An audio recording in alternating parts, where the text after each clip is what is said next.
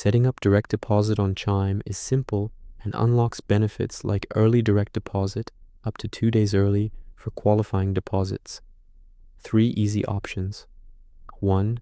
Instant setup in the app. Easiest.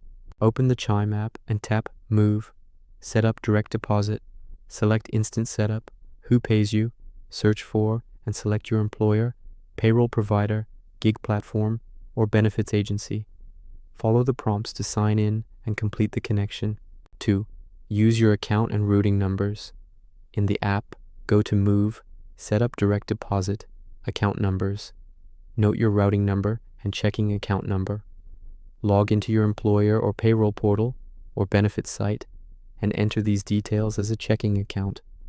Bank name is the Bancorp Bank or Stride Bank shown in the app. 3. Pre-filled form. In the app, tap Move, Set up direct deposit, Get direct deposit form. Chime emails you a completed PDF form. Share it with your employer or payroll department.